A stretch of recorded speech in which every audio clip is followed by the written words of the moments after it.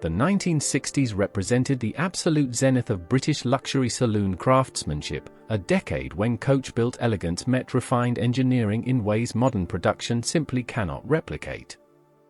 From the hand-stitched leather workshops of Crewe to the precision assembly halls of Coventry, Britain's prestige manufacturers delivered motorcars that defined status, sophistication, and mechanical excellence across the world. These weren't merely vehicles, they were statements of arrival, engineered with a devotion to quality that prioritized longevity over quarterly profit margins. Rolls-Royce pursued silent perfection, Jaguar combined sporting pedigree with genuine luxury, and Mark X like Alvis offered bespoke exclusivity to the discerning few. If you appreciate Britain's engineering heritage and the craftsmanship that once defined our motor industry, make sure you're subscribed. We're counting down 10 saloons from the 1960s that embodied a standard of luxury, presence, and engineering integrity that today's mass-produced offerings simply cannot match. Let's begin at number 10. Number 10, Rover P5 3-litre. The Rover P5 3-litre, launched in 1958 and refined throughout the early 1960s, was built at Solihull and represented understated British establishment taste. Powered initially by a 2,995 cubic centimeters straight-six producing 115 brake horsepower, it delivered smooth, unhurried progress rather than outright performance. The driving character was genteel and composed, with accurate steering and a surprisingly agile chassis beneath its formal coachwork. Inside, occupants found West of England cloth or Connolly leather, polished walnut veneers, and switchgear machined with precision. The P5 became the preferred transport of senior civil servants, high court judges, and eventually the royal household itself.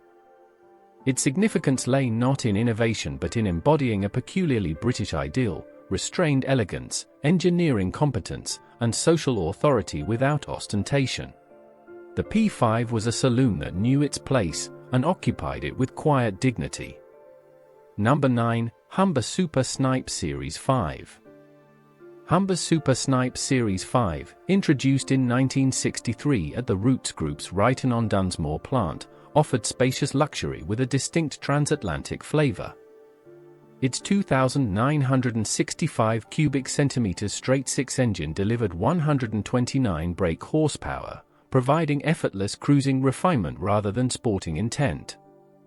The driving experience emphasized comfort and silence, with power-assisted steering and servo brakes ensuring relaxed progress.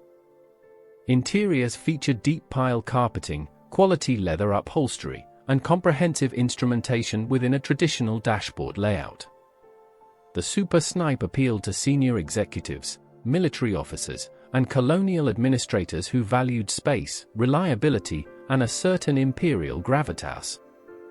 It served as official transport across Commonwealth territories and represented Roots' most ambitious attempt at genuine luxury provision. Though lacking the cachet of Coventry or Crewe rivals, the Super Snipe delivered honest, well-engineered comfort with manufacturing quality that rewarded long-distance drivers. Number 8, Armstrong Siddeley Sapphire 346.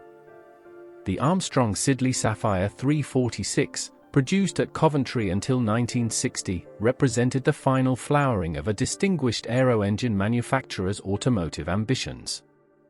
Its 3,990 cubic centimeters straight-six, developed from aircraft engineering principles, produced 165 brake horsepower and delivered remarkably refined performance.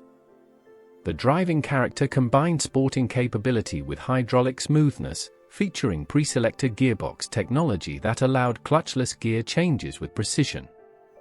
Interiors showcased traditional British coach building, Connolly hides, burr walnut fascias, and instruments of extraordinary clarity. The Sapphire attracted professionals who valued engineering distinction over fashionable Mark X, appealing particularly to doctors, solicitors, and retired military personnel. Its significance lies in representing automotive excellence from Britain's aviation heritage, combining technical sophistication with conservative styling. When production ceased in 1960, Britain lost a manufacturer whose engineering standards rivaled any luxury saloon of the era. Number 7, Daimler 2.5 V8. Daimler's 2.5 V8, launched in 1962 from Coventry's Radford Works, offered compact luxury with an exceptionally sophisticated power plant. The Edward Turner-designed 2,548 cubic centimeters V8 delivered 140 brake horsepower with a smoothness that rivaled larger engines, whilst the transmission featured either manual overdrive or Borg-Warner automatic. The driving experience emphasized refinement and surprising agility, with excellent balance and composed handling that rewarded skilled drivers. Interiors featured Daimler's traditional fluted leather upholstery, comprehensive instrumentation, and quality switchgear throughout. It appealed to professionals seeking prestige without ostentation, senior barristers, successful entrepreneurs, and those who appreciated engineering finesse. The 2.5 V8 represented Jaguar's stewardship of the Daimler mark with intelligent restraint, offering genuine luxury in a more manageable package. Its V8 engine remains one of Britain's most refined power plants, delivering sophistication that modern turbocharged units cannot replicate. Number 6. Alvis TD21. The Alvis TD21, hand-built at Coventry in extremely limited numbers, represented bespoke luxury for the genuinely discerning. Its 2,993 cubic centimeters straight-six engine produced 120 brake horsepower, delivering smooth, sporting performance through either manual or automatic transmission. The driving character balanced grand touring capability with surprising agility, featuring precise steering and road holding that rewarded enthusiastic drivers. Interiors were individually tailored to customer specification, Conley leather in chosen colors, walnut or mahogany veneers, and instrumentation of Swiss precision. Alvis appealed to connoisseurs who rejected mass production entirely, attracting landed gentry, successful professionals, and those who valued exclusivity above badge recognition. Production numbers rarely exceeded double figures annually, ensuring genuine rarity. The TD21 represented British coach building's final era, when customers could specify almost any detail and craftsmen would execute it with meticulous attention to individual requirements. Number 5. Bentley S3. The Bentley S3, built at Crewe from 1962, represented Rolls-Royce engineering with a slightly more sporting character than its Silver Cloud sibling. The 6,230 cubic centimeters V8 engine delivered effortless performance with near silence, whilst power-assisted steering and four-wheel disc brakes provided modern refinement. The driving experience emphasized silent progress and mechanical perfection, with build quality that remains extraordinary even by contemporary Crewe standards. Interiors featured hand-stitched leather, book-matched walnut veneers, and Wilton carpeting throughout, with every detail executed to tolerance levels approaching aerospace standards. The S3 attracted successful industrialists, titled landowners, and those who preferred Bentley's slightly less ostentatious image whilst demanding identical engineering excellence.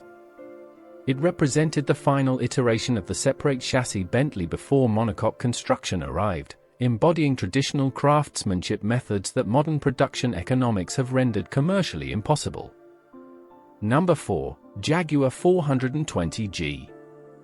The Jaguar 420G, produced at Coventry from 1966, represented the Coventry marque's most luxurious offering beneath the Daimler-badged variants. Its 4,235 cubic centimeters XK straight-six engine delivered 245 brake horsepower, providing genuine performance alongside luxury refinement through either manual overdrive or Borg-Warner automatic transmission.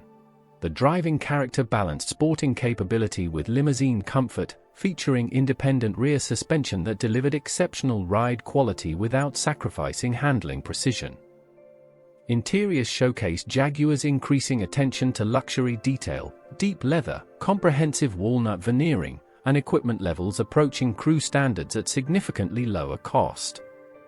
The 420G appealed to successful businessmen who valued performance alongside prestige, offering 120 miles per hour capability with genuine comfort. It represented Jaguar's ambition to compete directly with establishment Mark S whilst retaining sporting heritage, delivering a combination of speed, refinement, and value that traditional luxury manufacturers could not match without significantly higher pricing. Number 3. Daimler DS420 Limousine. The Daimler DS420 Limousine, launched in 1968 from Coventry, became Britain's definitive ceremonial and official transport for over 2 decades. Its 4,235 cubic centimeters Jaguar XK engine delivered smooth, silent performance through automatic transmission, whilst the extended wheelbase provided exceptional rear compartment space. The driving character prioritized dignity and comfort over sporting intent, with hydraulic systems ensuring effortless control. Interiors featured occasional seats, division glass, and comprehensive luxury appointments throughout, with rear compartments offering genuine limousine space and privacy. The DS420 became the choice of royalty, government departments, funeral directors, and hotel concierges worldwide, representing British formal transport with unmatched authority. Its significance extends beyond mere luxury. The DS420 defined ceremonial automotive dignity for decades, serving at state occasions and representing Britain's engineering competence in the most formal contexts. Production continued until 1992, testament to enduring design integrity. Number 2. Jaguar Mark X. The Jaguar Mark X, introduced in 1961 from Coventry, represented the most ambitious saloon Jaguar had attempted, a genuine rival to Crewe and Stuttgart engineering. Its initial 3,781 cubic centimeters XK engine, later enlarged to 4,235 cubic centimeters, delivered up to 245 brake horsepower with legendary smoothness through either manual or automatic transmission. The driving character combined sporting agility with genuine luxury comfort, featuring independent rear suspension that transformed ride quality and handling beyond contemporary rivals. Interiors showcased extensive leather, walnut veneering, and comprehensive instrumentation within a dashboard of remarkable clarity and design sophistication. The Mark X appealed to progressive professionals who rejected establishment conservatism, offering performance and modernity that traditional luxury Mark S could not match. Its significance lies in proving that sporting heritage and genuine luxury weren't mutually exclusive, establishing Jaguar as a serious luxury manufacturer whilst retaining the performance credibility that defined Coventry engineering excellence. Number 1. Rolls-Royce Silver Cloud III.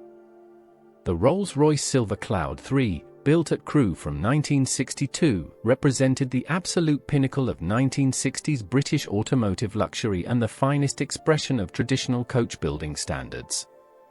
Its 6,230 cubic centimeters V8 engine delivered effortless, virtually silent performance, whilst engineering tolerances approached aerospace precision throughout every mechanical component.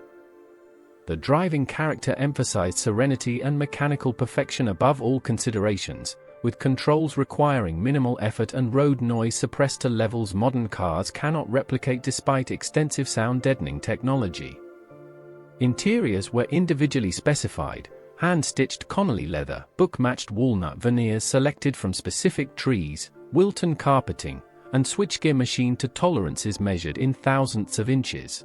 The Silver Cloud III represented ultimate automotive achievement, purchased by heads of state, industrialists, and those for whom cost was irrelevant compared to absolute quality. It remains the definitive British luxury saloon, unmatched, unrepeatable, and utterly magnificent. The 1960s British luxury saloon represented engineering and craftsmanship standards that modern production economics simply cannot justify. These motorcars were built by skilled craftsmen who measured their work in hours rather than minutes, assembled with materials selected for longevity rather than cost efficiency, and engineered to standards that prioritized perfection over profit margins.